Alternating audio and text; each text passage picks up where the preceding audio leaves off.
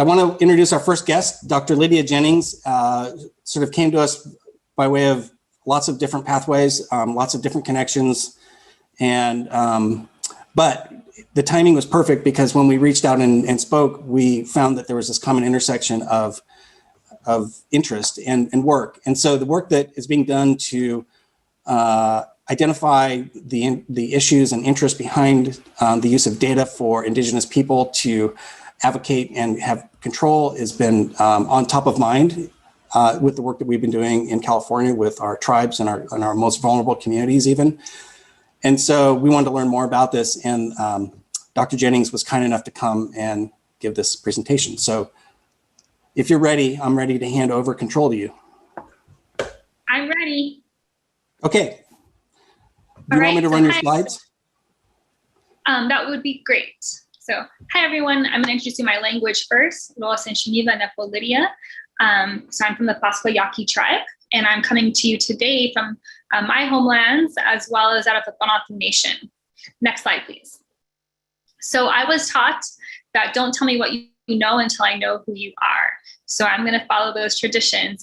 Again, as I mentioned, I'm from the Pascua Yaqui tribe. California is dear and near to my heart because I did a lot of my schooling in California. So starting as a proud community college graduate from Cabrillo, transferring to California State University, Monterey Bay, where I studied environmental science, technology, and policy. Then working as a toxicologist for UC Davis, sampling all of the major rivers in California. And then eventually returning to Tucson, Arizona to complete my PhD, where I'm now a postdoc fellow in policy, community, environment, and policy.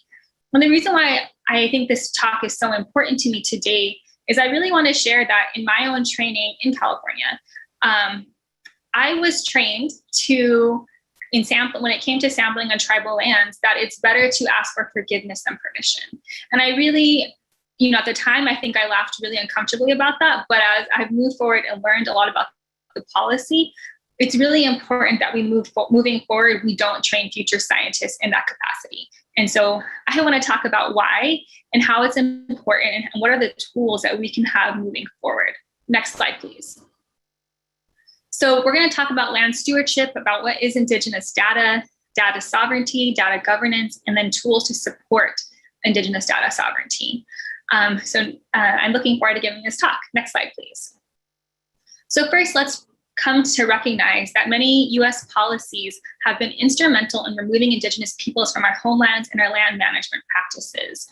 So everything from manifest destiny, this idea and notion that it was God's will to prosper off of extracting from the lands and waters, to removing Indigenous people from our homelands, thinking about the California Lands Act of 1851. And that's where you really see that 1852 governmental report that the majority of Southern Californians believed it was God's will to be here, not that the Indigenous people were removed to be here and to develop California. And then everything from the Homestead Act, the General Mining Act, the Wilderness Act, that continue today. So really thinking about how our relationship with these lands are, in particularly Native people, are impacted by colonialism. And just as a reminder, the United States took more than 2 billion acres of land stewarded by Indigenous peoples through treaty or forced removal.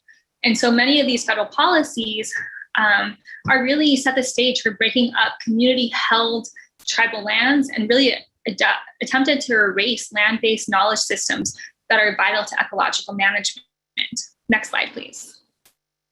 So it's really critical that we recognize land stewards of the past, present, and the future. If you don't know whose traditional lands you're on, I suggest checking out nativelands.ca. They have a really great platform, and that even uses your GPS location to learn about that.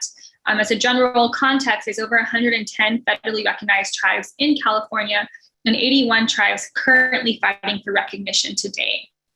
So by that definition, studying Indigenous land or water rights in California is going to be influenced by tribal sovereignty, by tribal data sovereignty. And for many Native communities, we see this study of our lands and waters as a political act. Next slide, please. Now, why is it important as land managers to think about? Indigenous lands, because globally we're finding that Indigenous land stewardship is vital to biodiversity. So this is a paper from Nature looking at biodiversity metrics, both globally as well as continentally wide, and you see that all of these Indigenous lands are the most biodiverse. Can I do the animation? So globally, Indigenous peoples manage about a quarter of the Earth's land base, but within that quarter is 80% of global biodiversity. It's resulted in high native rare species richness, less deforestation, and less land degradation. And so while Indigenous peoples are esteemed for their contributions to the protection of biological diversity, Native peoples continue to be challenged in protecting tribal self-determination, cultural stewardship, and interests on federal public lands, or even in being recognized. Next slide, please. So as we think about that data, let's kind of talk about the different definitions of data and how those might contribute to these conversations of biodiversity.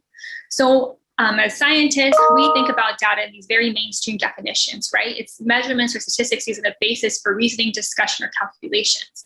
And we're constantly generating data, anything from our field measurements to Twitter to our financial statements. Those are constantly generating data. But the question comes is, how is the data reflecting power inequities? How is it being used by governments, industry, or non-governmental organizations? And who gets access to that data? Next slide, please. Now let's talk about how that differs, those mainstream definitions differ to what we think of as Indigenous data. So Indigenous data is really any information in any format that impacts Indigenous lives at both the collective and individual levels. So today we're talking a lot about data in that first column, data about our resources and environments. Obviously water and land data are a vital part of that. There's also data in thinking about us as individuals, our demographic data, our service use data, our own community data, and then data about us as tribal nations. So thinking about traditional and cultural information, oral histories, literature, ancestral knowledge, and that's really coming back to our traditional ecological knowledge. Next slide, please. I wanted to give a few examples of data that we always think about as scientists. So a big one is oral history. But oral history, not only the stories that are told, but when they're told, who they're told to. So in my tribe, there are certain stories that you only tell man to man or woman to woman. That's a way of governing our data. Other tribal communities that I know of only tell certain stories seasonally, because there are many data care practices around that and cultural health practices around that. And that's really important. Next one. Another really important thing or type of data to think about is the traditional names of outdoor spaces like mountains and rivers. And those, so this is a photo of the San Francisco peaks in northern Arizona and Flagstaff. In every tribal nation that has Aboriginal title, which is basically in the legal definition, the right of occupancy to those mountains, have their own traditional name for it. Those names are associated with certain traditional ecological knowledge around them. So it's really important to think about how the names of our mountain spaces, which today are named after a lot of times, in many cases, colonizers, have these traditional ecological knowledge associated with them. The other part that I want to bring up is that some tribes don't want to share their name, and that's their own way of data governance. Next slide, or next animation. Another really important type of ecological knowledge is even just thinking about how artwork influences that. So this is a series of Ojibwe floral beadwork. So they've actually been working with some climate scientists at the University of Wisconsin to look at how these floral beadworks are shifting over time. And they've gone back 150 years and are really seeing how this floral beadwork is shifting, how it's telling us about the climate changing and what plants are growing. So in many senses, animation, it's really serving at this type of artistic practice is serving as the first naturalist guide of their region. And so these are really vital types of traditional ecological knowledge that these communities have governance over. Next slide. So this brings these bigger conversations about what is sovereignty. Now, generally in the United States, tribal sovereignty refers to the rights of tribal nations to govern themselves. These are rights granted by the US Constitution, by treaties, by court cases, and reaffirmed in 2020's Migrant versus Oklahoma. But what does sovereignty mean? Sovereignty means that Indigenous nations are responsible for what happens on Indigenous lands. It's not all or nothing. In many places, many instances, it can be some governmental domains, high in some governmental domains and low in others. And it's really important that to recognize how responsibility can be shared. And us as scientists working on sovereign or with sovereign nations, we have responsibility in that. Next slide. So an important part of sovereignty is self-determination. And that's really the extent that a nation is able to make and enforce its own rules, resolve disputes, problem solve when rules don't work well, as others might like, and establish its own government institutions. So recognizing that sovereignty is self-determination for our communities moving forward. Next slide. Next slide, please. There we go. And part of sovereignty is governance. So governance, as we many of us think about, the systems of values, policies, institutions by which a society manages its economic, political, and social affairs through these interactions among the state, civil society, and the private sector. And so obviously you enact governance through your government. Next slide, please. So these are really kind of the mainstream definitions of both thinking about governance and sovereignty. Now we apply that to data, right? So data sovereignty being this concept that information which has been converted and stored in binary digital form is subject to the laws of the country in which it's located. So really recognizing how data sovereignty is both geographically bound digital information. And some of the work that's been interesting in our work is seeing how some communities, Indigenous communities internationally, won't use Google documents because of the data sovereignty governance in that country versus in the United States versus in their country. And so coming to data governance refers to this ownership, collection, control, analysis, and use of their data, which thinking of corporate ownership of data, something like Facebook or Google, and how those can impact data sovereignty. Next slide. So Indigenous data sovereignty is really the right of Indigenous people and nations to govern the collection, ownership, and application of their own data. And so this really, again, comes from this inherent right of us as Indigenous peoples to govern our peoples, our lands, and our resources. And the genesis of Indigenous data sovereignty comes from our traditions, roles, and responsibilities in use of the community-held information. And use and also reuse is really important. It's positioned within these human rights frameworks, court cases, treaties, and even just being recognized as a tribal nation. And I mentioned those 81 tribes in California fighting for tribal recognition. And this is one of the reasons why is this Indigenous data sovereignty component. And I think a really important part for those trained in the settler colonial practices versus traditional ecological knowledge practices is that in Indigenous communities, this knowledge is held as a collective, and it's really fundamental to who we are as people. Next slide. So this slide is really just to reaffirm that Indigenous data sovereignty comes from our federal and state recognition, our court cases, and our treaties. And so as we think about Indigenous data sovereignty, it's really concerned with the rights of Indigenous people to own, control, and access, as well as possess data that derives from us and pertains to our tribal members, our knowledge systems, our customs, and territories. These rights are supported by the United Nations Declaration on the Rights of Indigenous People and endorsed by the Special Rapporteur on the Right to Privacy. Within these rights of Indigenous data sovereignty, the desire of data to be used in ways that support and enhance the collective well-being of our nations and self-determination as Indigenous peoples. Next slide.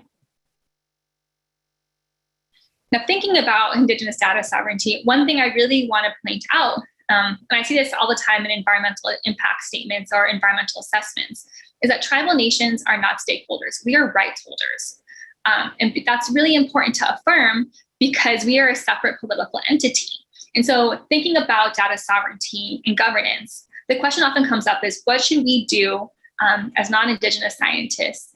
Who is responsible and who is responsible to kind of asserting sovereignty or supporting sovereignty? And the larger point I want to make today is that everyone is. So again, data sovereignty, our data repositories, publishers, researchers, universities, granting agencies, other governments, all of these need to be changing their practices to align with Indigenous expectations of data. And so really thinking about what are our unique responsibilities in these different capacities to support the rights holders of data. Next slide. So I want to go through a couple of, So I just want to go through a couple of examples of how tribal nations are leading the scientific inquiry process to support sovereignty. Next slide. So one great example is this partnership between the Karuk tribe and UC Berkeley to address biocolonialism, restoration, and land management. And they've actually drafted this practicing peekaboo. I hope I pronounced that correctly. If I don't, I apologize. But peekaboo is really this idea of preparing an ecosystem and recognizing that they as a people, as the Karuk people, are responsible to prepare their ecosystem. And so they've developed this collaborative protocol to think of active engagement and research programs that they are currently informing land management policy change and restoration activities along the Klamath River Basin. And so they launched this guiding principles to really govern how future research and other collaborative projects with the Karuk tribe can move forward to really ensure protection of intellectual and cultural property that recognize tribal sovereignty. So they really hope with this practice to prevent exploitative relationships by creating a clear definition of what collaborative research or consent means leading forward. And a key component of this is establishing free, prior, and informed consent over information sharing practices. Next slide.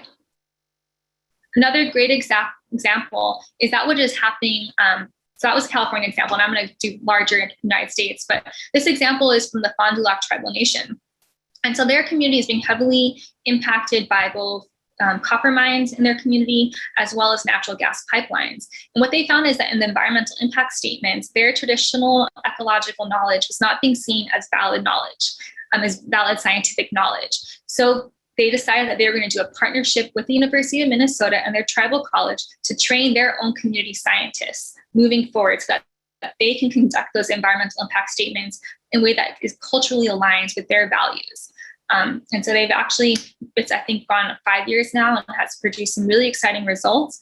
And moving into the future is to ensure that their community members are conducting those impact statements that better represent their communities moving forward. Next slide. Now I want to talk a little bit about Indigenous data governance. And so really Indigenous data governance is a way that a society organizes itself to make and implement decision-making. And it's critical to exercising tribal sovereignty because we know we have to have good data to make good decision-making. But often we see that there's a gap in knowledge about Indigenous communities, particularly in answering and addressing questions that Indigenous communities have. And so this is really an effort to reallocate authority over data back to Indigenous peoples. Next slide.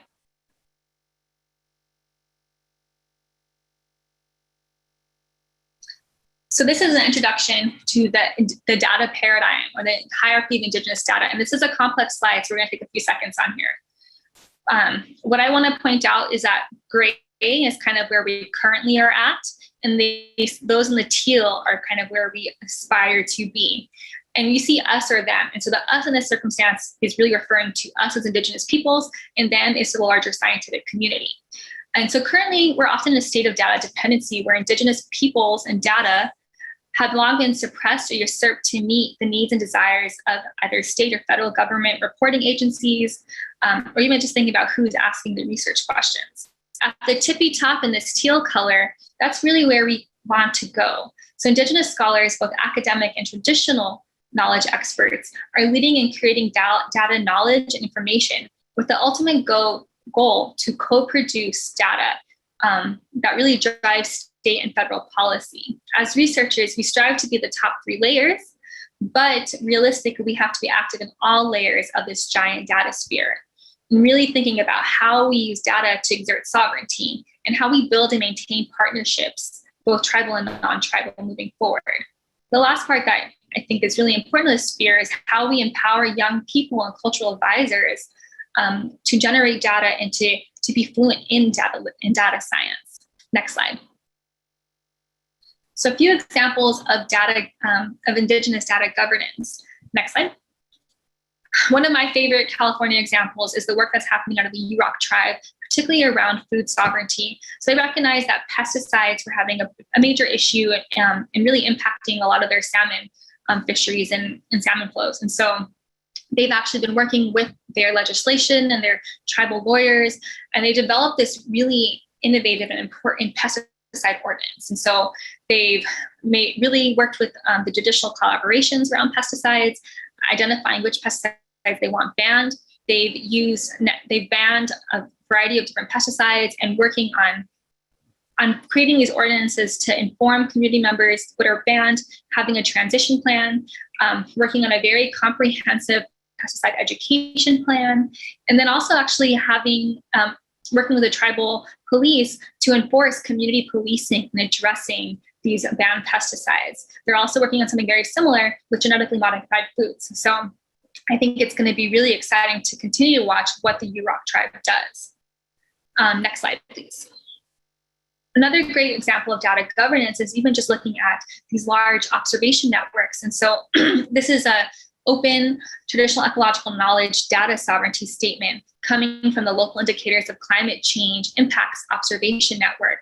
And so they really recognized while open science is great in a lot of contexts, for Indigenous communities, they might not want their knowledge to be completely open. And so while it was initially a citizen science platform, it's currently being reconfigured to meet the demands of their partner tribal nations, and specifically meet the diverse and context-specific requirements and values of Indigenous ownership of knowledge and relationships to uses. So now they're changing and ensuring that there's Indigenous authority over control and access, prioritizing collective benefits over individual benefit, and recognition of context-specific uses. So I think this is a really powerful example of a data statement that's being really clear and transparent about how their data is being used moving forward to protect tribal sovereignty. Next slide. So now what are tools for us as scientists to think about how we can support data sovereignty moving forward? Next slide. If anything you take away from here today is I really want to suggest that you use the fair and care principles. And so really recognizing that those who are working with Indigenous data have a responsibility to share how that data are used and support Indigenous people's self-determination and collective benefit moving forward. And this requires accountability and really meaningful and open, available conversations about the benefits or lack of benefits occurring to Indigenous people. So because of this, these fair and care principles have been developed. So really thinking about how the data you're generating are being findable, accessible, interpretable, or understandable to Indigenous communities, and how it's being reused. Additionally, there have been developed the care principles, and that was really after more and more science became open data or big data, open source. And so really thinking about these other aspects of collective benefit, authority to control, the responsibility and ethics moving forward. Next slide. So a couple of cases or tools that have been developed to really address these are the local context traditional knowledge labels, which you can see here. These are digital tags that ensure protocols travel with the data and really help maintain our connection to the data through provenance tracking that can reflect general purposes being permitted. Next slide. And so here's just one example of the Pasquati song. These were really initially created to an effort by the tribe to reestablish relationships with the songs. And they are put in place by the communities, not by the collections or researchers. And these labels correct attribution and other information, they relate expectations for use. Next slide. This is just kind of an example of it within the digital infrastructure for those of you who do the programming side to see how those are put into the digital infrastructure. Next slide. Another great tool is the Mukuutu. It's a free mobile and open source platform built with Indigenous communities to manage and share digital cultural heritage. This is a grassroots project aimed to empower communities to manage, share, narrate, and exchange their digital heritage in culturally relevant and ethically minded ways. And so this actually has a series of different types of password protected layers based on the community's desire to really control who has access to this information. Next slide. I think what's really important is moving forward to think about what are our relational responsibilities to Indigenous communities and data. So one of our Maori collaborators, they really remind us to switch from who are we talking to instead to who are we talking on behalf of. And really, what do the rights interests mean in those particular settings? So thinking about those rights to know, the ability to track the uses of data and who has access to them, the right to govern, supporting the participation in protocols and decision-making about access to the data, that should be in the community's hands. The right to benefit, supporting the opportunity to benefit from the use of the data and equitable benefit sharings from derivatives of the data. Again, that comes down to how do you reuse the data? And then also recognizing the right to privacy. Some communities don't want their information shared and they want to be erased from the data, and that is their right as a sovereign nation. Next slide. So now moving forward and thinking about Indigenous knowledge and data, there are always going to be infrastructure challenges, right? Every Indigenous community has enormous collections of data, of archives, and museum libraries, and other online repositories. But there's also information missing about them, and particularly around the provenance and the individual and community names. And so one example I often think about is the SEIU net. And I use that a lot in identifying plants in my PhD. And it'll say Indigenous uses of this plant mean X, Y, and Z, but they never say the tribal nations that it comes from. So that's really important moving forward, is identifying which communities and which knowledge holders that information is attributed to. Also, really important to recognize that there are many places of that data collected about us that we're not the legal rights holders. And how do we change that moving forward as scientists? As well as thinking about the issues of responsibility and ownership, particularly as we with more and more metadata and digital archives. And then lastly is, as more and more researchers are working on collecting data and sampling with Indigenous communities or on Indigenous communities, particularly in relations to biodiversity, how are we moving forward and thinking about the protections and the rights that new data are generating has? Next slide. So lessons moving forward. It's really important that we make sure that all the findings are accessible to Indigenous community members. Otherwise, we are complicit in helicopter science. And if you don't know what that is, it's this process of going in and collecting samples and then leaving without sharing the information with the community experts. Also, how are the findings being reported in a context that's relevant to Indigenous community concerns, issues, or interests? How are the community members being credited for the knowledge contributions? Are they being acknowledged? Are they being co-authored? Are they being compensated for their expertise? How are the studies reporting ethical guidelines followed, such as the free and prior to informed consent protocols, which again are stipulated by the United Nations Declaration on the Rights of Indigenous Peoples, as well as treaties. And next is, how do the studies address intellectual property rights or risks for the community? How do the research that we do cause no harm? And I think one of the most simple things is to think about, how are the studies reporting outcomes or outputs to community members? So it's really critical that we think about these as we move forward and conduct our science. Next slide. I think time and time again, I'm going to come back to this point that we as scientists need to recognize how tribal nations and other ways of knowing are resilient entities whose scientific contributions have been peer-reviewed across generation and generation and generation, but whose knowledge has not gotten recognized. And so I often think going through the peer review process right now on a paper is that it's considered legitimate because I have 3 experts in that field peer reviewing a paper versus Indigenous knowledge systems that have gone through generations and generations and generations of knowledge, but are not seen as legitimate. How do we change that or reframe that moving forward? And so with that, next slide, please. So with that, I just want to thank you for your time and for thinking about this, which is thank you in my language, and blessings. And also to recognize that I am here speaking on behalf of the work of many other Indigenous scholars and really amplifying your expertise in addition to my own scholarship. And so I just want to go ahead and highlight those groups. I think you should follow all of them on Twitter because our collaborations are generating really important work to continue to think about these issues. And with that, thank you for your time. I'm excited to answer your questions. Hi, Lydia. Thank you. I have a comment and a question for you. First, the comment, this is not a question, but this was amazing. Thank you for this presentation, Lydia, coming from Molly Williams in OPP. So I think reiterated by many people, thank you very much. That was an amazing presentation. And now for the question, can the State Water Board do anything specifically now to improve our respect towards tribal data sovereignty in our region? Yeah, so I think that there's a lot of things the state can do. I mean, again, these aspects of data sharing protocols need to be established with tribal nations. I think,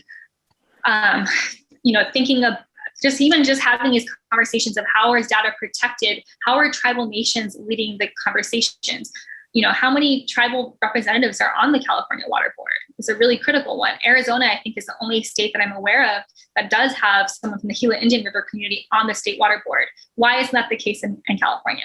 And if I'm misinformed about California, please correct me. But I think those are just some really important things to think about how we can make water science and data science more equitable, is ensuring that we have more of those community members on those boards.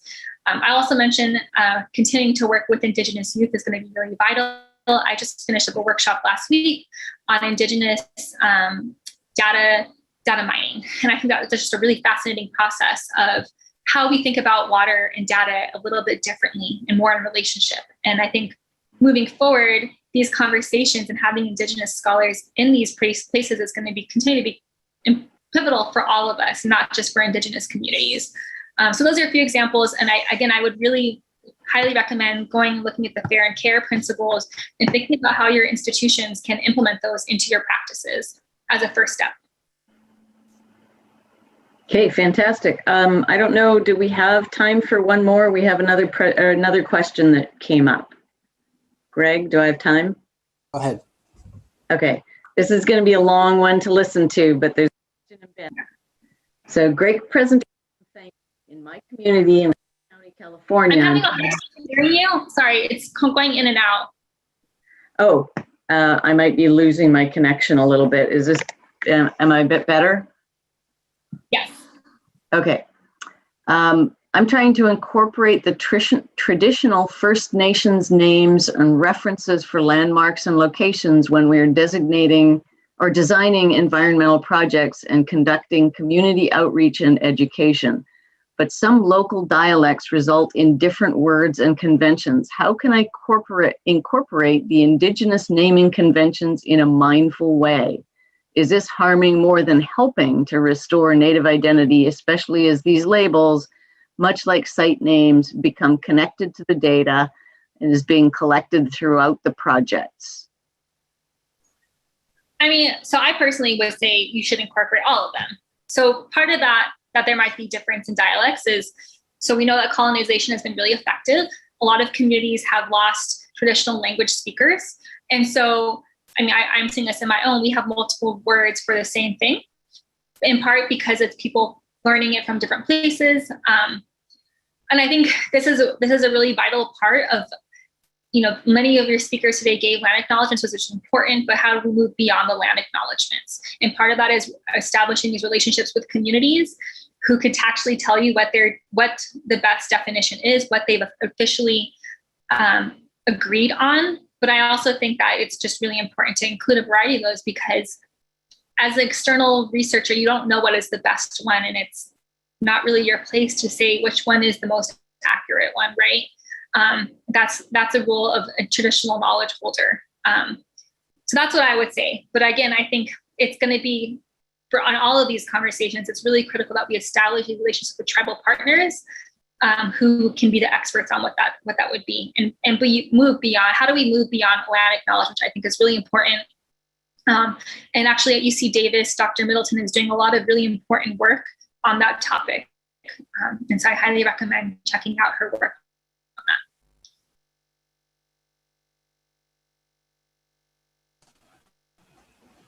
Any more questions? Sorry, one more question that came in. I had muted myself because my dog was barking. Any idea how the CARE principles would apply to collecting and publishing stream gauge data? Yeah, I mean, I think the CARE principles, again, how are you making it accessible to community members? Is that something that you can work with a tribal environmental department to put it on their tribal website so community members can see that? I think the other part is really like making it interpretable or accessible. Is also how are we communicating that? And so one of the ways of understanding that many in some communities, they might not have as many scientists or people really as literate in scientific measurements, is also using tribal artists as a way of helping to communicate that. And so I think that's also a really valuable output moving forward. But I think there's a variety of ways of doing so. We can definitely talk about it more in depth. That's a wonderful segue. Thank you so much, Dr. Jennings. Your presentation was extremely informative to me and helpful. And I was the one that asked the question of what the State Water Board can do. So I may follow up with you on some of those ideas. But we now have the pleasure of having additional speakers, and then we'll get into the collaborative dialogue. So thank you, Dr. Jennings, very much. Our next speaker is Walker Wieland. He is from the Office of Environmental Health Hazard Assessment, been a long partner and champion of using environmental data to do good in not only California, but the whole United States. So Walker is here to share some of his work about CalEnviroScreen and to give us some inspirational ideas on what that data set can do. Thank you, Greg. I appreciate the invitation to come speak. I want to thank Greg, Anna, and everyone else who helped put this symposium on. Dr. Jennings, that was fantastic, really, really great, and I'll do my best to follow it. My talk's going to be quick. I only have about 10 minutes, and so I tried to be efficient and not have a title slide, but now I'm realizing that I haven't really explained who I am. So I'll just take a moment to do that. My name is Walker Wieland, and I'm a research scientist with the Office of Environmental Health Hazard Assessment. I've been with that office for 10 years, and the primary project that I work through is this project called CalEnviroScreen. So what I'm going to talk about in this period of time is to talk about how this tool helps us to address and identify inequities related to race, related to water, related to a number of other type of environmental pollutants and vulnerabilities. And so I think this Venn diagram here does a pretty good job of simply explaining what CalEnviroScreen is meant to be. It captures at a community scale various metrics of pollution burden, but also considers people living in the community and what sort of characteristics they have. And really the combination of those two represents cumulative impacts in communities, which is the major focus of CalEnviroScreen. Next slide, please. So I like to describe the public process around CalEnviroScreen as being a feedback loop. This is the 4th version of CalEnviroScreen that we're working on right now, due out in its final form later this year. Through each version, we've had a public process where when we met in person, we sat down in various communities throughout the state, extended the use of our plotter at the maximum in the office, and printed out a bunch of different maps, put them down at the table, sat around the table with community members and said, this is our best attempt at characterizing conditions in the community. What do you think? Is this somewhat on base, or do you think this is off base entirely and we're missing something here?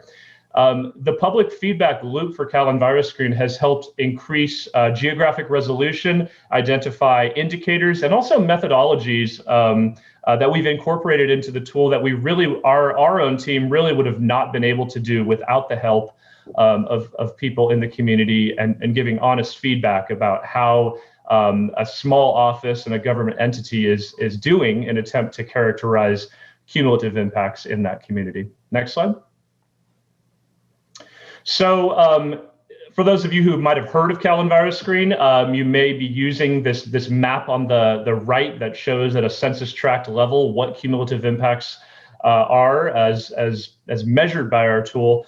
But CalEnviroScreen is really 21 different maps that are all combined with one another that characterize exposures to people, whether it's the air you're breathing or the water you're drinking, but also facilities nearby, maybe a smelly composting facility or a Superfund site.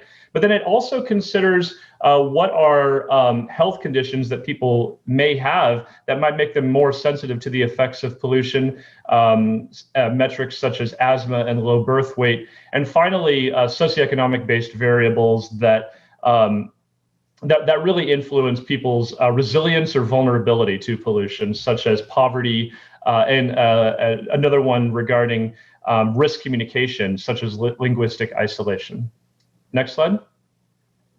So we have a number of resources that I just wanted to hit on that were coming out with version 4.0 of CalEnviroScreen. In the top left is called the CalEnviroScreen Hub, and it's essentially constructed as a flexible open data site. But it's something that I really have an interest in expanding post version 4.0 of CalEnviroScreen into something that's more about data discovery and linking back to source databases.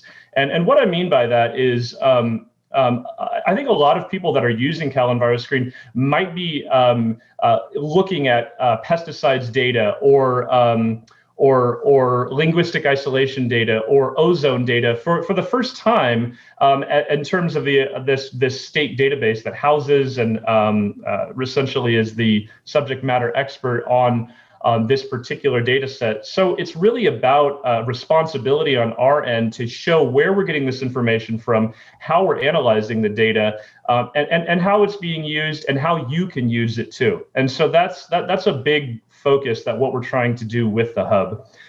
In the top right, there's a screenshot of our indicator level maps. Here you can view any one of the 21 indicators in CalEnviroScreen, look at facility level data, look at intermediate level data sets. And so what I mean by that is these are data that are not necessarily captured in the or reported in the overall results of the tool, but instead really carry significance to it that may be of interest, such as the top 5 pesticides being used, in your community.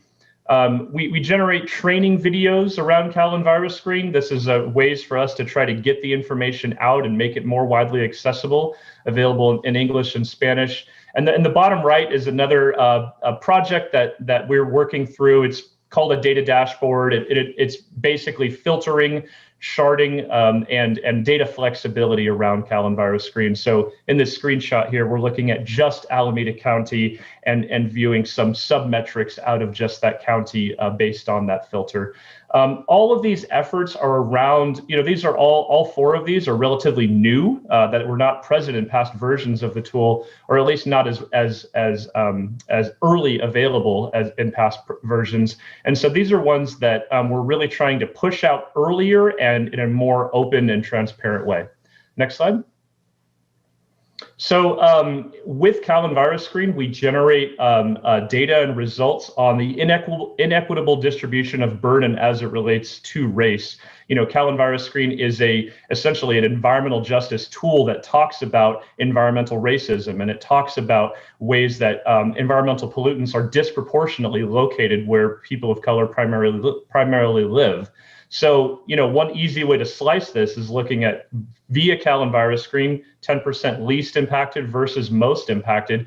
It's a huge difference in regards to people of color versus white. Next slide. And so with the chart on the left, each horizontal bar represents a CalEnviroScreen decile where we're going through the data. And if you look at the top bar and then that has a 1 and then the bar that has a 10, that's the 10% least burden and most burden. And then look at the pink versus the blue. That's percent Latino versus percent white. And the point I'm making is that those 2 values are essentially reversed from one another when you look at the most impacted versus the least impacted. So in the top 10% most impacted CalEnviroScreen communities, they are 73% Latino and 10% white. And then with a story map we've released with this draft version of 4.0, you can now investigate these results spatially. So you're able to view these interactive maps and look at these patterns and get a better understanding of cumulative impacts and race, which is what we're trying to do. Next slide. And so this final graphic in this short period of time that I have to show is, it's essentially what are your chances? And it's this really stark difference between Latino, African American, and Native American and versus white in regards to if you are of a certain race, what are your chances of living in a disadvantaged community as identified by CalEnviroScreen, and further reinforces this concept that race is in fact a determinant of environmental justice and environmental racism. Next slide. So just to close it out, where are we going? We're working now to finalize the 4th version of CalEnviroScreen, and we've gotten I think 50 comment letters and a couple of hundred comments through our past public process around the tool over the past couple of months. These comments are what drive the evolution of CalEnviroScreen. And so we're making edits and changes where we can now, but we're really taking all of that and working on it as we work towards version 5.0. What are people saying about their communities? What are the issues of concern? How can we form research projects around that to address those and better characterize communities and cumulative impacts in communities? These last 3 bullets here are focuses around expansion of CalEnviroScreen. There's a lot of interest in changes over time, and so we've identified processes for evaluating changes over time. And an overarching theme of what we need to do better in CalEnviroScreen is that we need to better characterize cumulative impacts in tribal nations in California while respecting data sovereignty, and also better characterize cumulative impacts in rural areas in California where the issues are different than that of urban places in California. And last but not least, this last point here is really about making the tool flexible, conceptually, geographically, being able to bring in data that might not necessarily be available in CalEnviroScreen already, thinking about CalEnviroScreen locally. How do we make the tool, the data more interoperable and the tool more flexible to a wider audience for more purposes? Next slide. And I think that's it. So there's my email. Please email me, reach out if you want to talk about these things more. I want to make sure, though, that I have enough time, or I'm sorry, that others have enough time on this panel to speak. So I'll stop right there. Thank you. Thank you, Walker. This is great. So I want people to be thinking about it in the context of collecting ideas for what we can do in the coming year. And that was a really inspirational idea for a treasure trove of what we know, sort of some of us who are on the inside know that's there, but there's so much that hasn't been done and could be done still with those data sets. And really, really appreciate you, Walker, talking about that and for advocating and pushing for open data behind it all. So thank you. Thank you. Moving on, we're going to do these pretty quickly. We're going to save these questions for the panelists at the end, the lightning talk panelists. We're going to do them all together at the end, and then we'll break into some dialogue.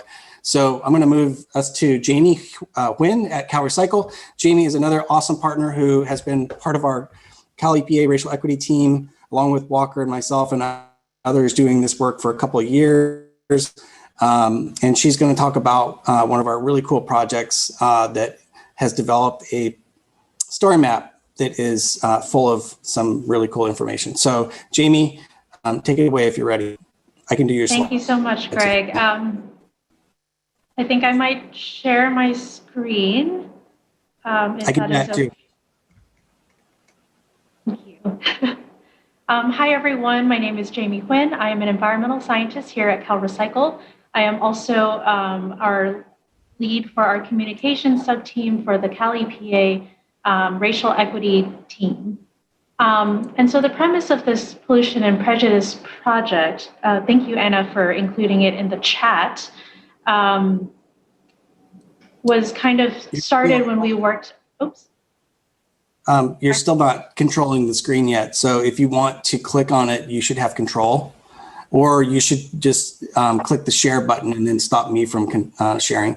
I think everyone's still seeing the title slide. Yeah, it shows that I'm not allowed to share my screen. I'm sorry. Do you want me to pull up the story map and yes, please. Just follow? Sure. Thank you, Greg. Thank you very much. I appreciate it. Give me a second here. I'll kind of go over the background while you get the link up. So about in 2018, we were working with communities in Stockton, California on environmental issues. And while we were consulting with them on what they wanted us as CalEPA to work on, they were actually more focused on social justice issues. And so we incorporated redlining into how we structured and prioritized our efforts into the Stockton area. And so this project kind of stemmed from that.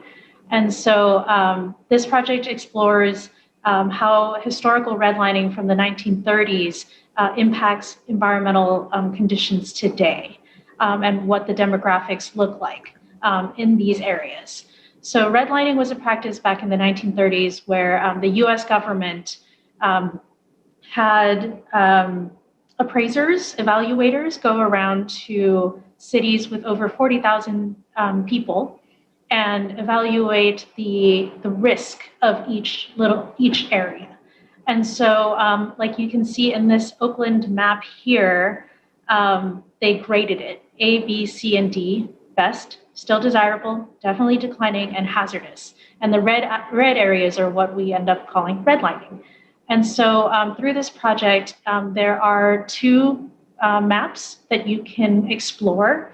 One is an interactive GIS map where you can actually explore the CalEnviroScreen scores, which Walker had just presented on, and its relation to redlining. And you'll see that a lot of the redlined areas, the yellow and red areas, will have more environmental burden than the green and blue areas. Sorry, sometimes it takes a little longer to load. And you can actually click on these shapes and get the original text that these evaluators had written, some of which are explicitly racist. So thank you, Greg, for clicking around there. And one of the other tools that is included in this story map is the Shiny app tool. And in this, sorry, it's all the way in the bottom. And in this tool, you can actually look at all the enforcement data that CalEPA and its boards, departments, and offices have. You can see where we prioritize our enforcement, where we do inspections, and in relation to redlining. Thank you, Greg, for showing this.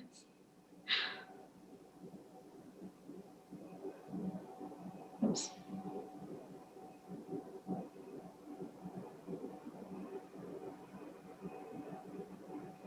Perfect. Here you can actually go through quite a few selections. You can either look at water, air, hazardous waste, or all other data that is available. So you can kind of overlay that over redlining areas to see how well we've done our job, or how well.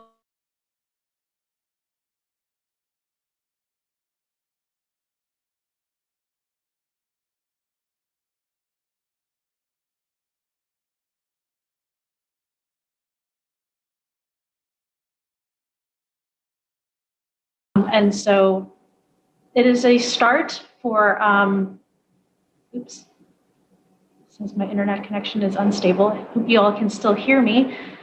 This project is just a start to our conversation at state government in recognizing systemic racism and environmental racism, and addressing that and taking action for that. So thank you, Greg.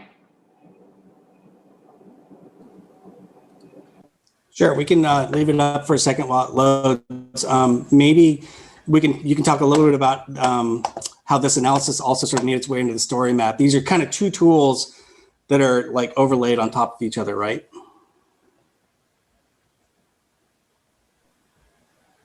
Sorry, I forgot I muted myself. So this summary of the analysis from that redline tool that is slow to load on my machine, sorry, but the summary is in the story map as well. There's also this particular analysis is available, I think, in the hub project that CalEnviroScreen is providing. So there's just a lot of interesting stuff that's kind of evolving and moving forward on this. Thank you, Jaimie. All right, so I am going to now go back to the slideshow, hopefully. And our next panelist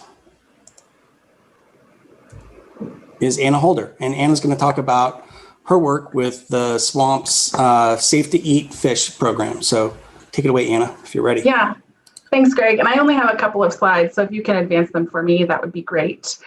Again, my name is Anna Holder. I am an environmental scientist with the California Water Boards in the Office of Information Management and Analysis. I am the program coordinator for Bioaccumulation monitoring program, and that's a lot of, it's a mouthful. But basically the kind of reason for this program, our responsibility for the program given to us by the legislature is to figure out if fish in California water bodies are safe to eat or not. The program's been going for about 14 years now, and we've had a lot of successes. We've built lots of collaborations with folks at Awija and Fish and Wildlife and Moss Landing Marine Labs, San Francisco Estuary Institute, and have kind of built a community and a process to get this monitoring done and get it communicated out into the public. Through fish advisories, 303D impairment listings, TMDLs, and lots of other things. Since it's been 14 years, and next slide, please, we kind of wanted to take a step back and reassess how we're doing. A lot of great things have been done over the past 14 years, but what do we want our next 14 years to look like, and how can we do better? And through that, internal and kind of a little bit of external assessment, we found that there were two major gaps that we wanted to address. One was we've built all these collaborations and partnerships with external agencies and groups, but we need to do a little bit better internally within the water boards, within different regions and programs, to better communicate the work that we do, the data that's available, and how it can help inform decisions in other programs and regions.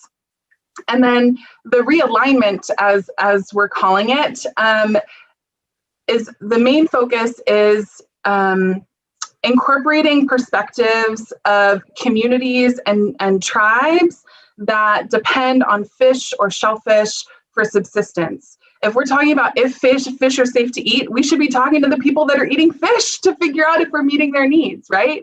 And so through this realignment process, we're building a community advisory committee, and the next slide, please, that will be focused in each region. We could have done a big statewide kind of process, but we want each region to kind of get the attention that it deserves. We're trying to be very intentional through this process, and really dedicate time and resources to listening to what the communities and tribal governments tell us that they need. And so this advisory committee will have one in each region, and that's basically what the purpose is to listen, and not just water board folks, but all of the other agencies that are collaborators through this process. They're joining that at this point virtual table, so that we can listen to each other and learn from each other, and build relationships, so that, and again, realign the program so that the next 15 years and the 15 years after that can address those needs in short-term, monitoring and assessment, but also through the long-term program structure in itself. Next slide, please.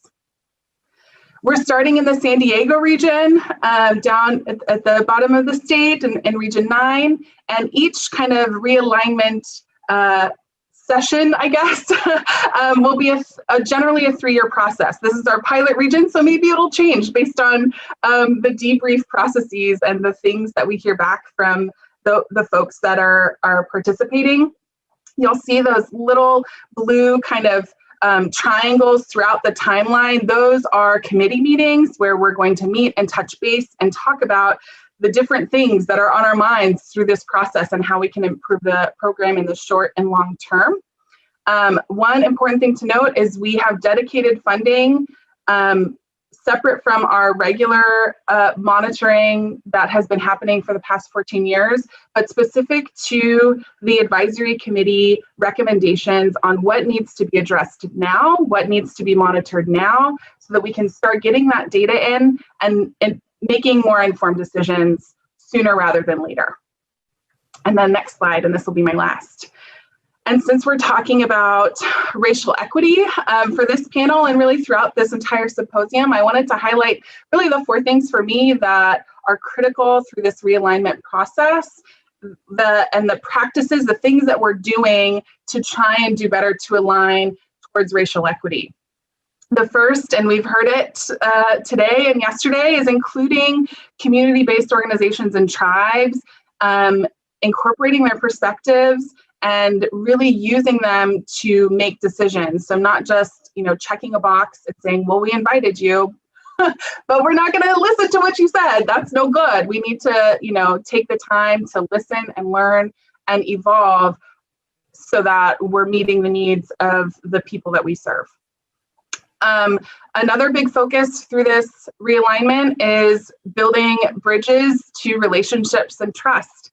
Dr. Jennings' presentation made very clear that there's a lot of trust that has been broken over time by governments in general with tribes and underserved communities, and we can't just show up and expect trust to be given to us, right? So we need to build the relationships and earn that trust back, and so that's another component of this. The next one is compensation for time and expertise. We have funding set aside to compensate community representatives and tribal representatives for their time. As government agencies, we pay contractors for their technical expertise. But as, again, Dr. Jennings mentioned, the knowledge that is within communities and tribes that has been passed on through generations is equally as valuable and deserves to be compensated similarly. And then finally, we just had our first meeting last week on Friday, and one of the big things that was mentioned many, many times is actually doing something with the information that is being shared through this process. And so we're going to utilize the guidance of each advisory committee to inform, as I mentioned, near-term monitoring and data collection, and then also long-term monitoring, which might be a slower shift, but we're going to be working on it. And that's all I have. I'm looking forward to the panel discussion. That's great. Thank you so much. Okay, our next lightning panelist here is Tara Moran. She is the newish director of the Water Data Consortium, a strong partner in the space of doing water data, making it more open and accessible, but also recently, clearly a partner in making it equitable. And so, Tara, take it away if you're ready. Wonderful. Well, thank you so much for having me here today. Thank you to Greg and Anna for their work on this panel and for everyone who's brought this event together. Greg, I am not able to turn my video on. I don't know if that's on your end, but it says because the host stopped it. There we go. Great. Great. Perfect. Thank you. Yeah, just a huge thank you to Anna and Greg for their work on this panel and everyone who's brought the event together. And then, of course, to fellow panelists, it's been incredibly enlightening. So thank you. And it's such an honor to be here and be part of this. I'm Tara Moran. I'm CEO of the California Water Data Consortium. And I'll talk a little bit about the organization, given how new it is. And many of you may not be familiar with it and sort of our role in all of this. My presentation is going to take a slightly different tack. And I'll give just a little bit of background on the consortium, as well as part of the role that we are hoping to play and eager to play as part of this conversation moving forward. And hopefully that will tee up some of the discussion moving forward. So we at the California Water Data Consortium obviously care immensely about water data and information in California and beyond. But I want to be really clear that we care about data and access to high quality data that can be shared and integrated across regions, because having that information results in better, more sustainable and more equitable water outcomes for all Californians. And so for us, that really is the goal. And as we've heard here today, we're certainly making progress on that front, but frankly, there's still a lot of work to be done. So currently there are more than 1 million Californians who lack access to safe and affordable drinking water that meets established water quality standards. And these conditions are expected to worsen during our current drought, just as they did during the last. When thousands of domestic wells went dry or were impacted by emerging contaminants. And so we had to ship water into those communities who didn't have access to safe water, and the majority of which were small rural communities with high proportions of lower income residents and Latino residents. Similarly, we heard from Walker and Jaimie about how historical, and Dr. Jennings, how historical practices have really taken power away from many communities and resulted in many injustices there as well. So moving forward, it's imperative that we have better information about the number of drying domestic wells, of pollution load, cumulative impacts, and the like, so that we really can understand the impacts of our decisions on the impacts of drought, and changing water quality on wells and the like moving forward, to make a whole host of more informed water management decisions. And the consortium was really formed to help meet those needs. So as a little bit of background, during the last drought, it became really clear that both state and local agencies didn't have the information that they needed to make well-informed water management decisions. So in response to that need, the California legislature passed the Open and Transparent Water Data Act, which includes several mandates, but importantly, it requires state agencies to make publicly available water and ecological data sets available on open data platforms and to update them quarterly. Similarly, it requires water and ecological data sets related to California water supply held by federal agencies to make those publicly available on those same data platforms and to update them quarterly. However, during drafting of the legislation, there was recognition that the legislative mandates in the Open and Transparent Water Data Act could be met, but that they wouldn't necessarily meet these broader legislative requirements of making sure that the data are actually, that the data available on the platform would actually be accessible, that they would be findable, that people would use them, and they would actually be used to inform water management decisions. And so we've heard about some of those principles here today. And so there was recognition that achieving those broader goals would require ongoing collaboration and dialogue between both state agencies and the state agencies implementing the legislation, as well as non-state agency representatives, including water agencies, private sector, tribes, academia, NGOs, and many others, community-based organizations, and many others, to jointly make decisions on critical water management decisions and potential solutions to address them. And so the bill really included a clause enabling the Department of Water Resources to partner with a nonprofit organization who could play this role. And that really is what led to the creation of the California Water Data Consortium. So we were formed in 2019, and I was hired in August of 2020. And we're now advancing several pilot projects to demonstrate the value of open and transparent water data for improved water management outcomes. And as a new organization, we have both an opportunity and an obligation to think about the organization that we're building, to learn from others, and really to challenge ourselves to go beyond the status quo. And so I'm really grateful to be part of this panel, because I really would like to learn from everyone here, both panelists as well as the audience, and really think about how we embed inclusion, equity, and justice into the consortium and the work that we do. And so I've laid out the following sort of 4 goals for the consortium, as well as we think about equity, inclusion, and justice in our work. And so for us, we're really, our goal is to, number one, come into this space from a place of humility, and with the desire to learn from others and provide a safe place for others to learn together, for all of us to learn together. We also recognize that as we embark on this journey of building equity, diversity, and justice into the consortium's work, that we aren't going to get everything right. And so we're going to assume, number one, that the best of intentions of others, when they fall short, and provide feedback to help them avoid future missteps, and would encourage others to do the same for us. And we'll all do this because we recognize that showing up and takes courage, and that doing something rather than just standing by is going to be a really critical part of the solution. We're going to support projects designed by and for underrepresented communities.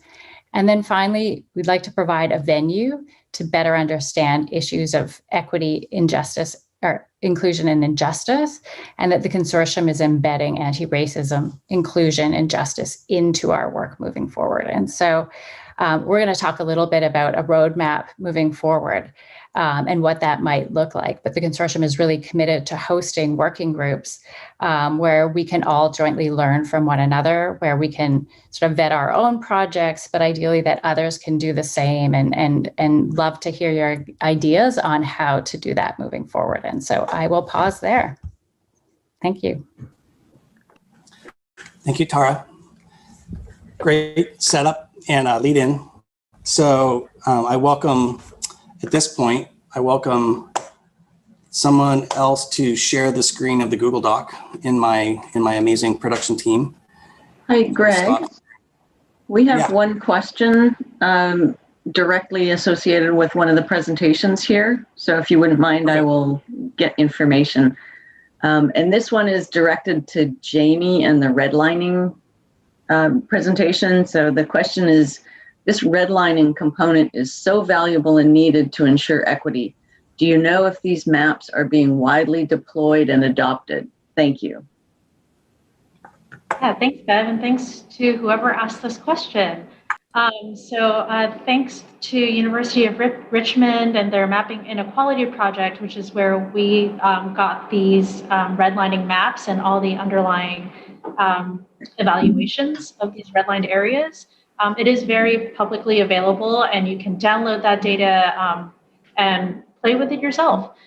We've seen quite a few, like New York Times articles and other scholars using these maps to create their own research, such as Jeremy Hoffman's Heat Island article. And I think, Greg, you had included some other social vulnerability articles in the chat as well. So, yeah. Yeah, that foundational data set is incredibly rich, and I think we're just starting to see people explore it.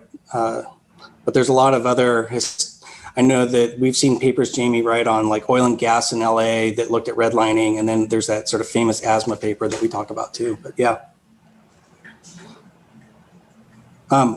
Great question. So, all right, if there are no other questions, what I'd like to do now is to invite the panelists to turn their microphones and videos on again, and we'll sort of sit up here like a panel, and we'll brainstorm, and we'll take ideas from anyone. I welcome people in the audience to access the Google Doc, and the instructions are basically self-explanatory, but type in like either a comment or a suggested idea. You can also put it in the Q&A forum. And I'll just throw out some things that I want to achieve. I'd like to come out of this discussion today with maybe 2 to 3 ideas of projects that we would take forward. I'll throw out one that was almost a panel discussion, but it's an example of one, and that is making open water data more accessible to our communities that are most vulnerable, and that might mean taking some of our high-value data sets and turning them into Spanish-speaking only language accessibility products. And so, for example, we could change the name of the data resource, maybe make it more discoverable that way. We could also go a deeper level and change the data elements into some sort of Spanish-speaking data structure that would map out to the original one. And that, again, would make it more accessible and useful to some of our communities. So that's an example idea. Another example idea that we've come up with is what we're doing actually is building off of the Pollution and Prejudice team's amazing work. We have started a project with OpenScapes, which is a NC's product that is really aimed at establishing common foundational frameworks for doing open science and open research together. This allows us to sort of get it right from the start. When we establish some of our pre-planning objectives, we don't surprise communities with, hey, we've got a new team of researchers that's going to come helicopter in and et cetera, right? So this is, OpenScapes is a really cool idea that we can all participate in. And that gives us a foundation upon which we do additional research in the space. Pollution and Prejudice is unlimited in many ways in terms of where it can go. We only looked at redlining, but there's all these redlining influenced areas that someone could help us think about. Like redlining was something that happened in the 30s, 40s, and 50s at the latest, but the actual impacts and influence of those redlining efforts continued on until today, really. When I moved into my house in River Park, East Sacramento here in 2005, there was covenants in place that they weren't enforceable, but they were still there. And you look around the neighborhood and it's clear that they're still kind of working in a way. So these kinds of things live on in legacies. This was not a red line neighborhood. It didn't even exist until the late 50s. So lots of space to go in terms of expanding out that geographic scope and footprint of the research, as well as potentially going deeper into some specific areas. We've also talked about and explored places like Stockton. There's lots of energy and research being done and going deeper into some of these spaces. So that's an idea that's been thrown out. So I'll kind of pause and see what my panelists think.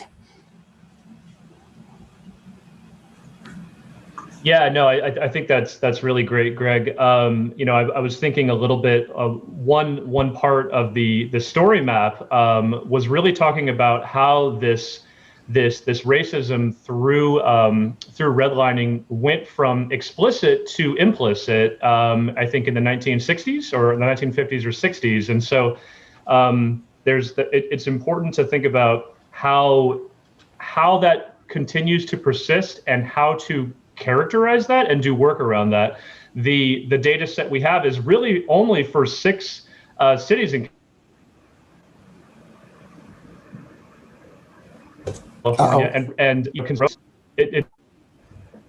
and so how do we characterize areas in California that I'm sorry, I'm getting unstable, but if you could still hear me, how do we characterize these areas in California that these communities were victims of housing-based segregation that may not necessarily be present in those original redlining data sets, so that we can do a better job.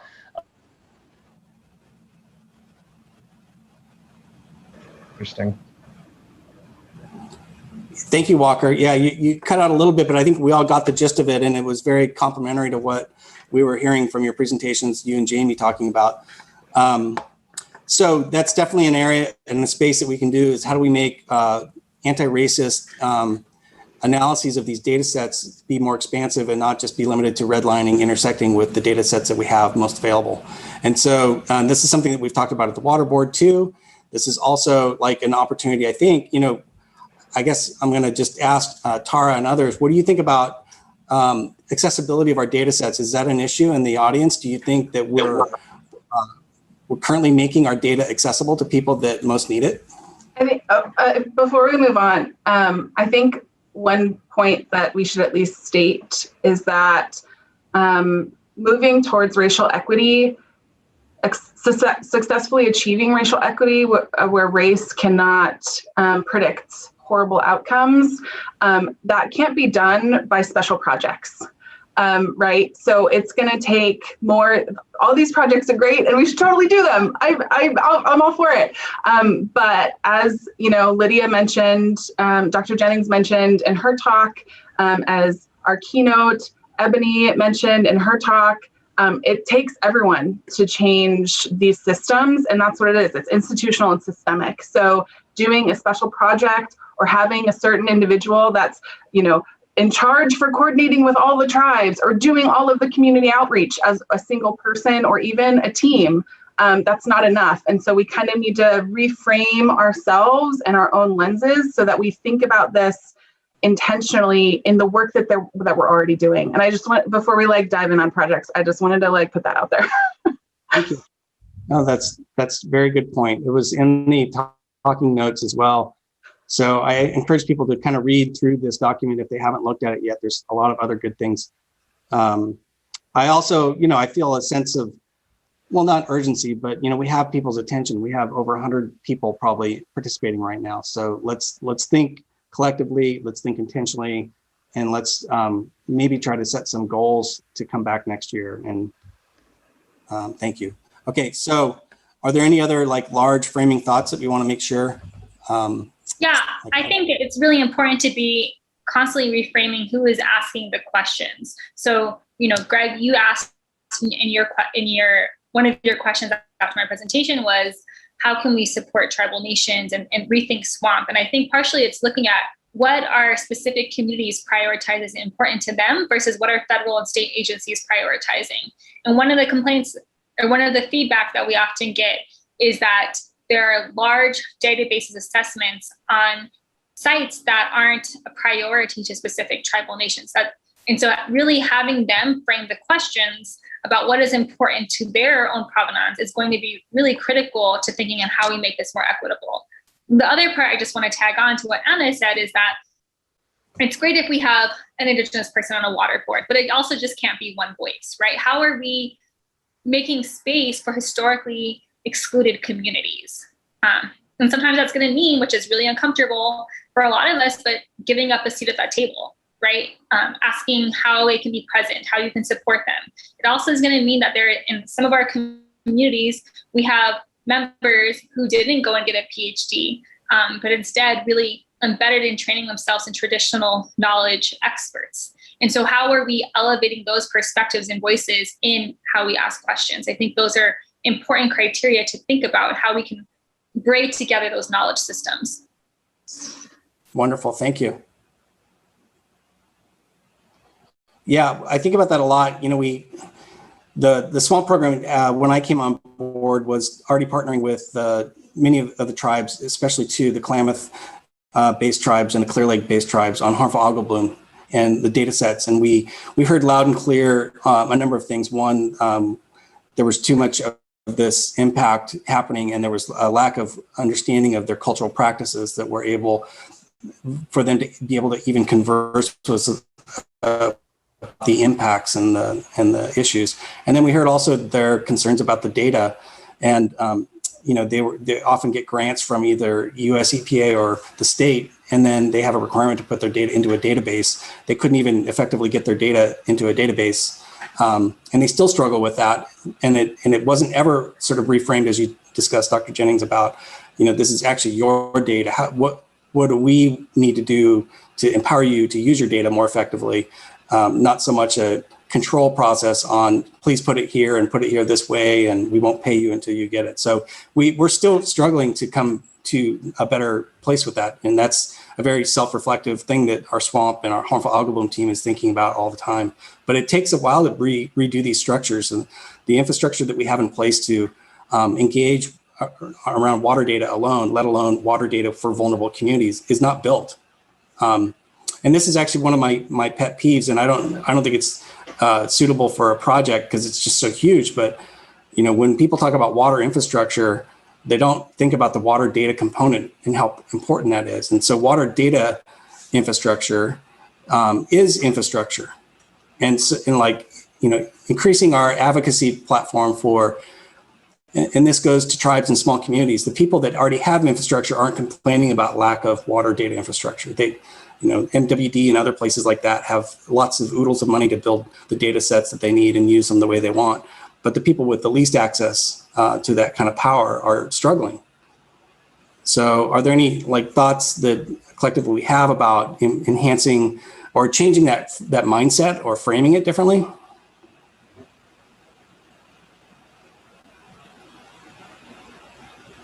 Tara, I know, Anna, go ahead, you have your hand up. Yeah, I think just before we undertake changing those systems, acknowledging that sort of change is going to be uncomfortable, as we've talked about potentially. It's going to mean some people lose control of some things, different people gain different control of some things. It's going to mean that we need to shift the way we allocate our resources and money and funding. And I think we just need to get sort of as a community, acknowledge that, prepare for that, and know that that's okay, because we're going towards better systems and better change. But, you know, a lot of folks might be uncomfortable, and just also acknowledging that the SWAM programs are non-regulatory. So it's much easier for me to say we're going to realign something because we aren't necessarily regulators, we're data producers, data generators. But kind of getting everyone comfortable with and normalizing that sort of discomfort and learning how to work through it together with our partnerships is going to be critical for building the new data infrastructures and the new institutions that support racial equity in all its forms.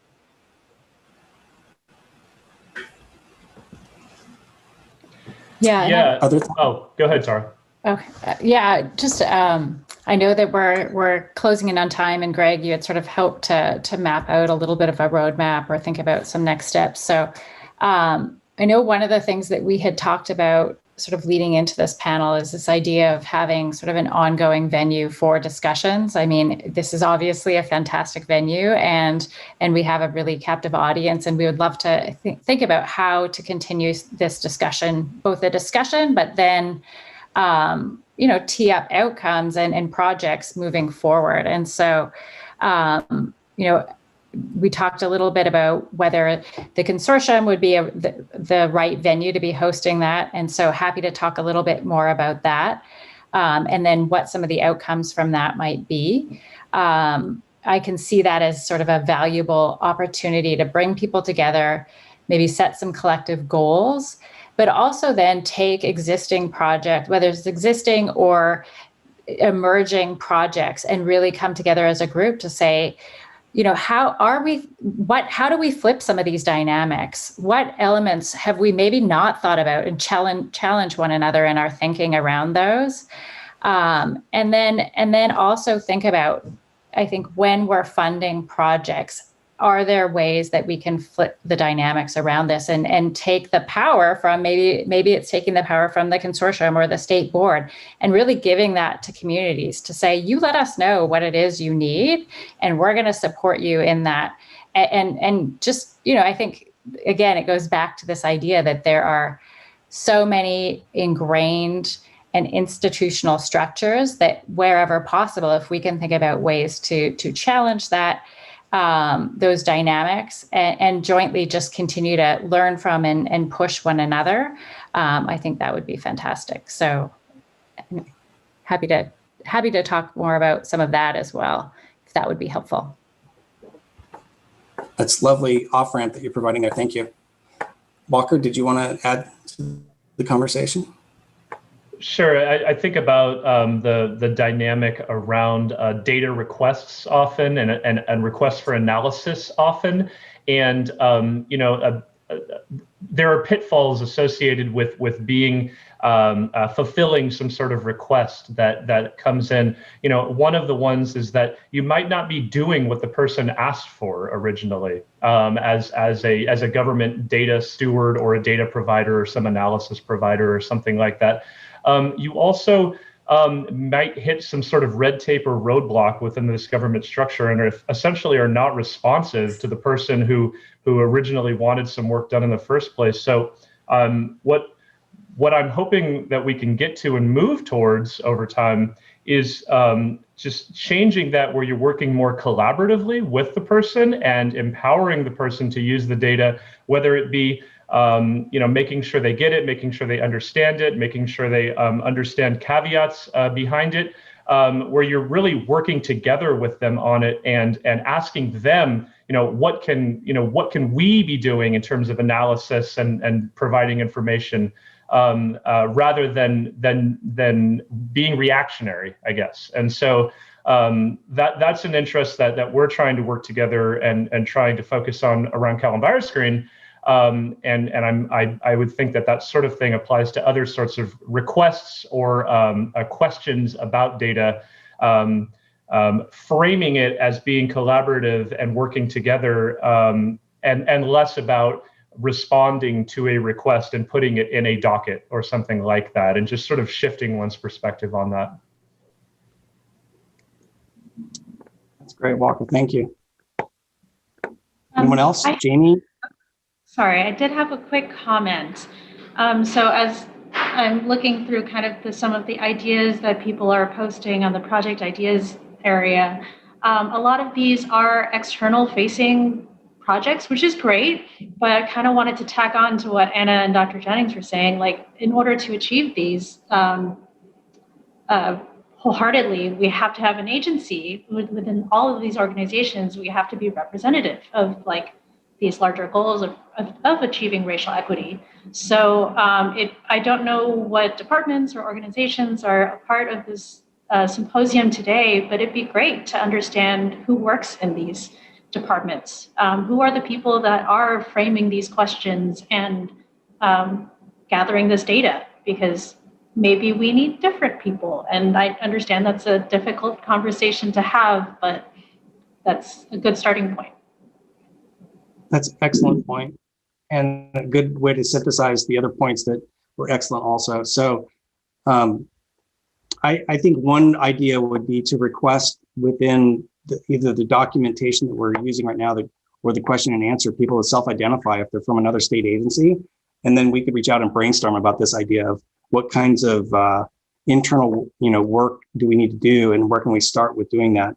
We often have cross-agency, connections of topics like on drought right now. Everyone is talking at the top, right, on a daily basis, maybe more often than that. But they're not necessarily connected around a thread like this, and they're maybe not connecting with the people within their organization that can empower them even more. So, other ideas? I feel like I'm talking too much. I think just adding to your comment, Greg, about how we already have lots of cross-agency collaborations and systems set up. Sometimes those exclude tribes, and we need to include tribal governments into the same intra-agency conversations that we're having for all of the reasons that Dr. Jennings mentioned before, but kind of just breaking old habits of reaching out to those same folks that we always reach out to, and which is hard. It's really hard, but it's our responsibility to do that as public servants, in my opinion.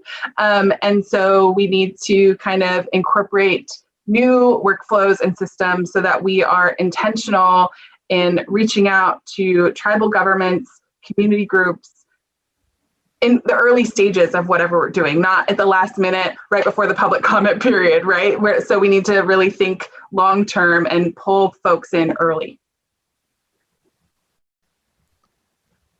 Yeah, I just want to add on. I think that's such an important point, Anna, is the timeliness of things. So, my PhD was in mining issues and going through the environmental impact assessments and statements of those. And what we see with tribal consultation is it is a process of more of notification than true consultation. And you even see some tribes or some states moving towards a process of consent moving forward on projects.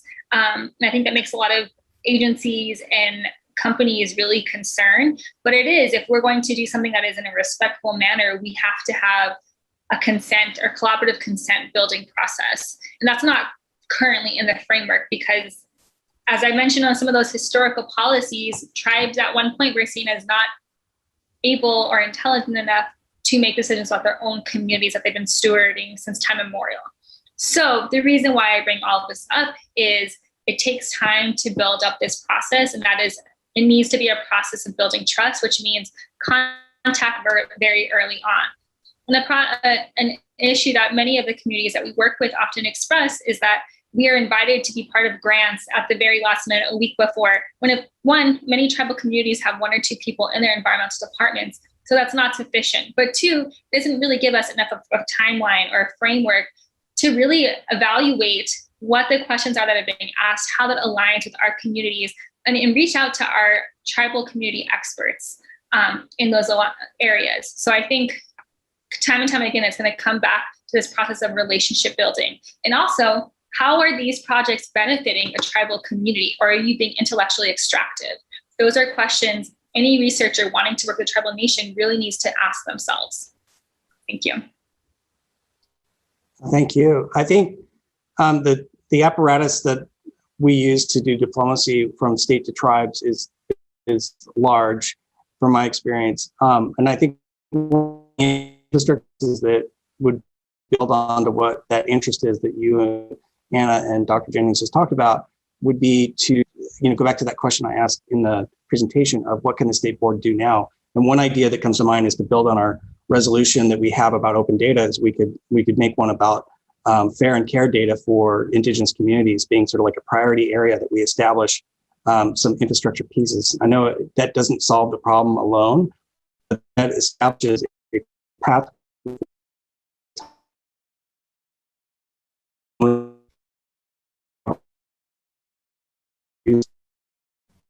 Love to work on this year. Your audio is breaking up, Greg. Okay,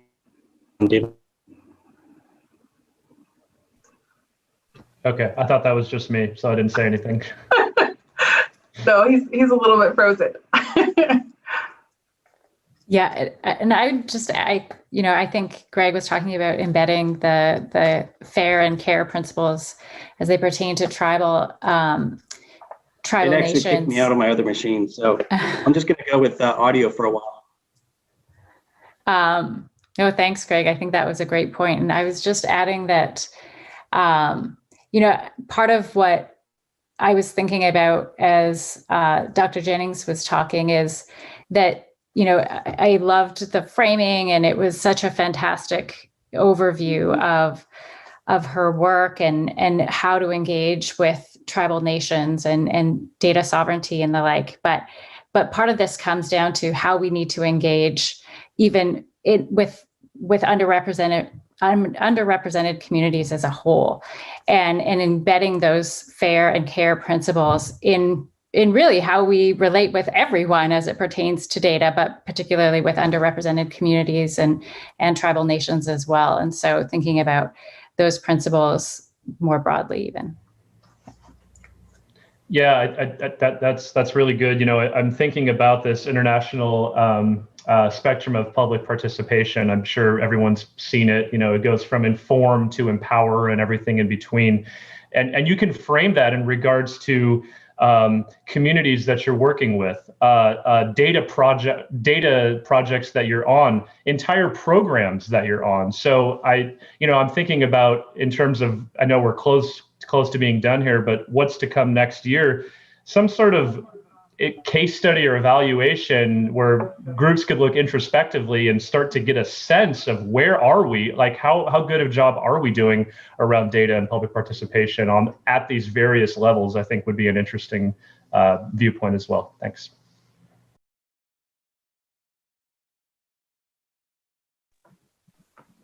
All right, I'm hanging on by a Wi-Fi thread here, so if you guys can finish without me, that'd be great. Greg, I think you need to turn off one of your computers. It's echoing. I think another kind of project that is something that's more internal that agencies could potentially work on too, and this is going to. I was trying to say I had two machines running. So anyway, I had a major collapse of my broadband. So go ahead and finish with. Okay, thanks, Greg. But one of the things that agencies can work on is, the lessons that I'm learning through the Realignment project and being able to compensate tribes and community groups for their expertise. Really, that's what we're doing. Is really challenging. I don't know why. There's a lot of contracting things that happen behind the scenes that are way above my pay grade, but it seems like that is an area that we could work on as agencies to improve, so that as we bring community members and tribal experts to the table in substantial ways, that it doesn't perpetuate that extractive behavior, and that people are compensated and acknowledged for their time and energy and expertise. Again, long-term project, it's not going to happen in the next year, but I just wanted to kind of elevate that and document it before we move forward. And we have, I'm going to kind of take over for Greg here since so far my audio is okay, but if each of the rest of the panelists, if you kind of have a closing thought that you want to leave us with, let's kind of do round robin on that. And then just for those attendees and folks that are going to be watching this after the video is posted, I will include a link to this document so that people can continue engaging and adding thoughts in the interim before we build a process with the consortium and how to more formally engage over the long term. So I'm gonna just popcorn. Walker, do you have any thoughts you want to close out with? I think the only thing I would say additionally is that government employees who have this responsibility for maintaining, helping people visualize and access data really need to always be doing it through this lens of humility and transparency. And it's something that we are never perfect at, and we really need to always be thinking about working with the community to do better than we did yesterday. Thanks.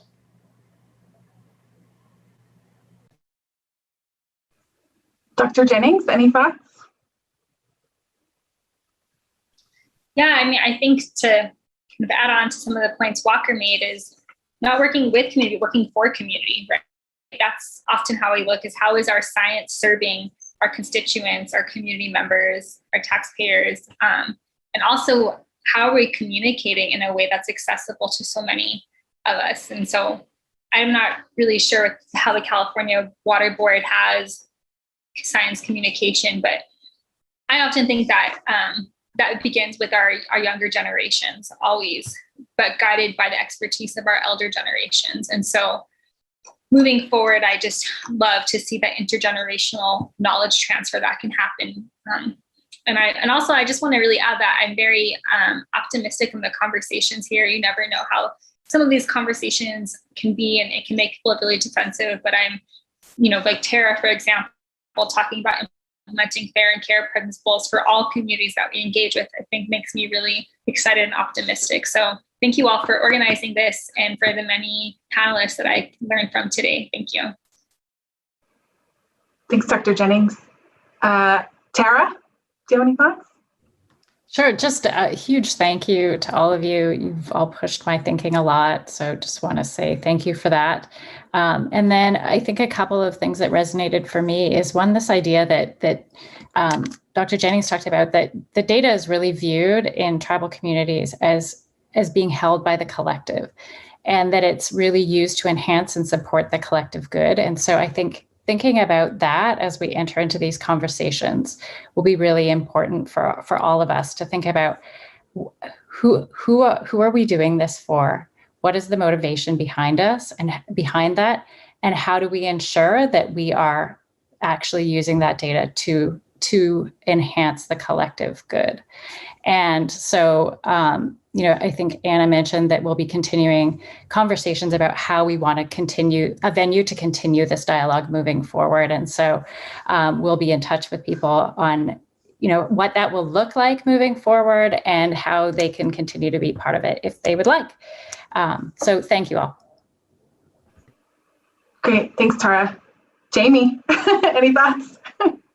It's always the hardest being the last one. Absolutely echo everything previous panelists have said already, and thank you for inviting me to this conversation. One closing thought I had in mind was I always think back to our Race Forward training, and the principles of achieving racial equity is normalizing, organizing, and operationalize. And this is just a great venue to start the cyclical style cycle, not just linear, of normalizing and organizing. I see a lot of organizing going on right now in that Google Doc, and I'm just excited to see how we operationalize it. So thank you all. Thanks, Jaimie. Great point. Yeah, operationalizing, that's where we need to get to, right? We're at the very, these conversations are so critical and important and wonderful, but it's really the very early stages. And so there's a lot more work to do.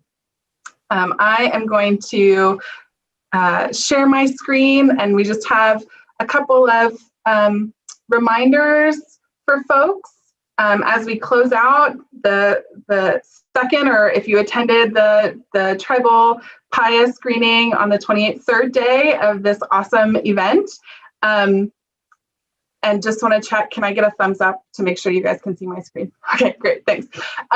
So we've kind of referred to this throughout the last 2 days, the Bay Delta Data Sandbox Workshop. It's a tongue twister, say it 3 times fast, I dare ya. If you're into getting into the data weeds and wanna explore some USGS data in the Bay Delta, these are your people. There's still time to register. There's a bit.ly link there. You can also go to the Science Symposium homepage, and it's the 4th registration link. That hopefully attendees, you all have been chowing down and eating your lunch as we have this conversation, but if not, you'll have time to grab a bite and then join at 1:30. And then during the CalSFS session, we mentioned the California Aquatic Bioassessment Work Group meeting, or CABW, that is jointly held with the California Society for Freshwater Science. I mean, mouthfuls, you guys, this is so much. I'll add some more links to the chat, but save the date. It's potentially going to be in person, COVID safety permitting. Safety is our top priority, of course. But October 12th and 13th, there's a bit.ly link here at the bottom for just general information. And just to note that if you want to be a speaker, you've been inspired, and you want to share your work with the CABW community, the presentations can be, you can submit your presentation abstract to the presenter forum by July 9th. There might be some wiggle room, so just reach out if you have questions or thoughts.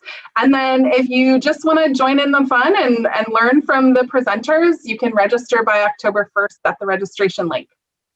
And also reminding folks, as Angela DePalmadale mentioned, there's going to be a workshop that will include a panel of speakers discussing their tribal ecological knowledge and how we can incorporate cultural data, knowledge, and experience into current and future freshwater research in California.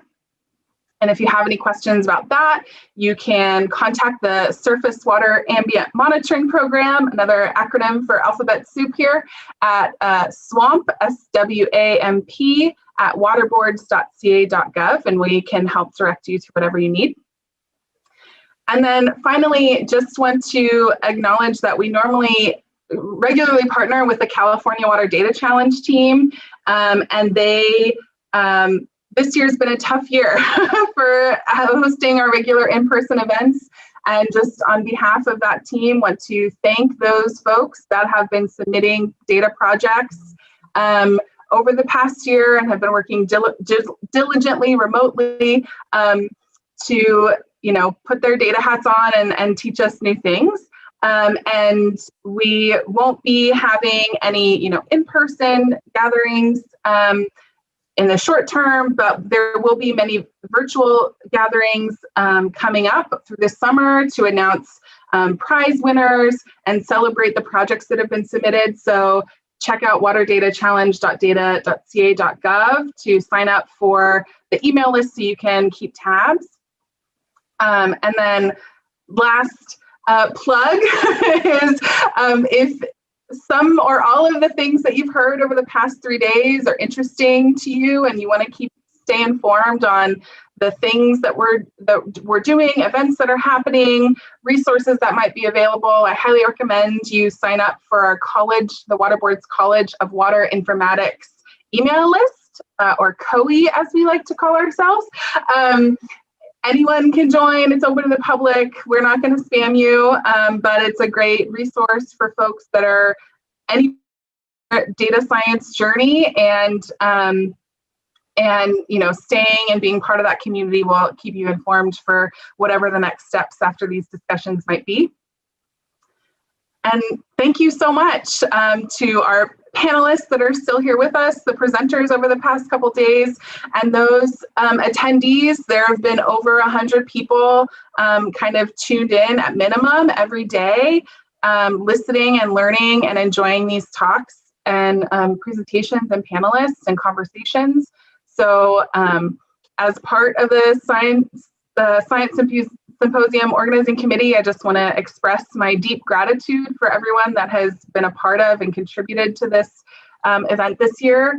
And we so look forward to the years ahead. So thanks and have a great afternoon.